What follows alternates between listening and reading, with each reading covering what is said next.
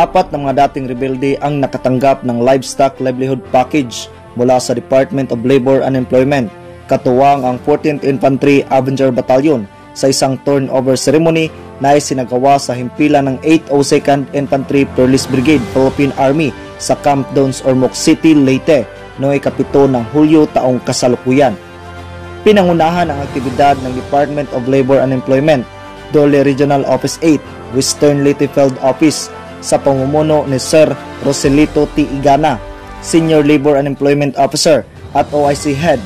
Bahagi ito ng programa ng Dole na Reintegration and Empowerment through Sustainable Livelihood for Former Rebels.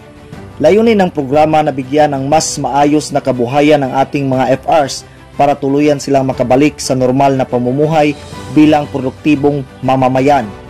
Sa kanyang mensahe, binigyang diin ni Igana na handa ang Dole na patuloy na magbigay alay sa ating mga FRs upang masiguro ang kanilang matagumpay na reintegrasyon at pag-unlad. Nagpahayag din siya ng taos-pusong pasasalamat sa Philippine Army, partikular sa 14IB at 802nd Brigade sa pagiging tulay para maipaabot ang nararapat na tulong at suporta sa ating mga kapatid na dating rebelde. This is a memorable event sa ato tanan. Mga sa tanan, magpasalamat ta kay nakasabot na mo. Kung say mas lindot para sa inyo. Well, dili man mi kaingon nga mas lindot ni kay inyo madidesisyon. Pero kami, like the Philippine Army and Dole, will always may rabi din sa piece of advice nga naata din. So we are very thankful na you made your decision nga you go to the right path. And mo minamo kaysa mag-flash ta. And with that, nakita na namo nga dili lang ang buhaton sa gobyerno in general nga uy, ari mo, pag-alin ninyo, bahala na mo.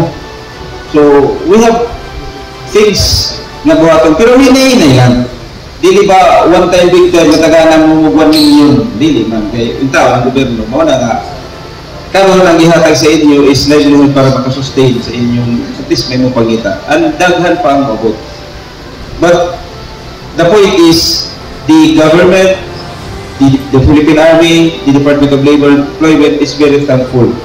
Dumalo rin bilang kinatawan ni Brigadier General Bistuer si Major Maria Angela Jane L. Gaitera, AJA's Philippine Army, SIMO officer ng 802nd Brigade. Sa kanyang mensahe, buong puso niyang hinihikayat ang ating mga kapatid na FRs na pagyamanin, palaguin at pahalagahan ang mga naibigay na tulong dahil ito ang magiging tulay nila tungo sa mas maunlad na kinabukasan. Musulot ang trabaho sa Philippine Army na i-connect mo kung sa inyong paginahanlan sa mga nagkadaiyang agencies na nain mga programs para sa atong mga Friends Rescue. Kung saan ka magpangatugot para sa inyo sa atong mga Friends Rescue na dili mo ginapabayahan sa atong mga kasaluan. Diba, pagbaba ninyo usa sa among promise sa inyo ha, natabangan mo na mo ang ma-reintegrate sa mainstream society. Lubos namang nagpaabot ng taos-pusong pasasalamat ang apat na former rebels sa ahensyang tumulong sa kanila. Panday sa tanan na kaday si Manyo Ramoson. Usa nga nagpapasalamat ako sa Dole sa gihatag na pinabang o usapod sa Philippine Army, sa 14IB o lawas sa tanan sa 802nd Brigade.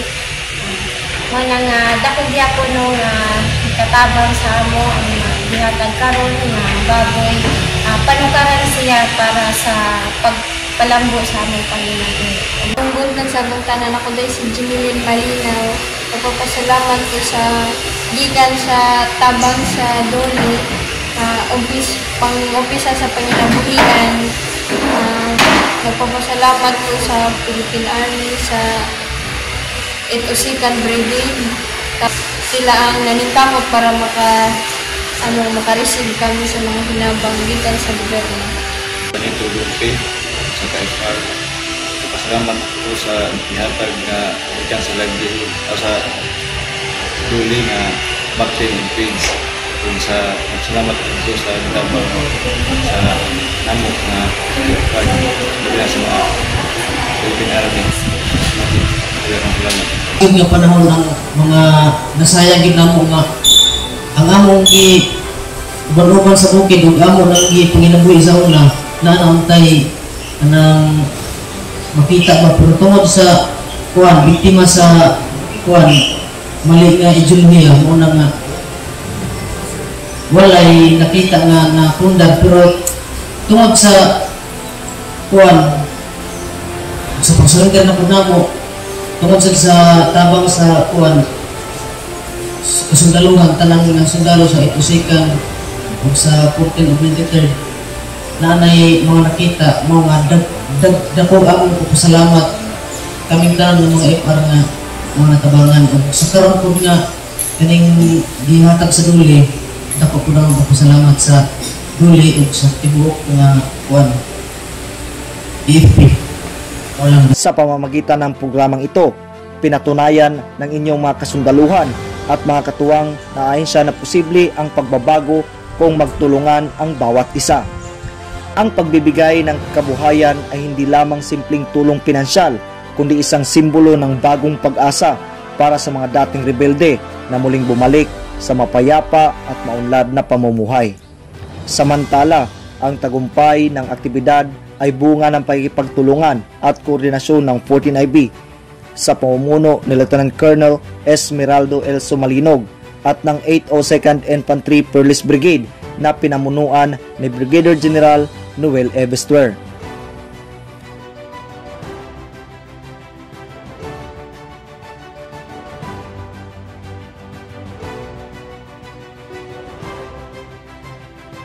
Mula dito sa Ormoc City, ako si Ka Perlis Tambuli para sa Balitang Kampanaryo.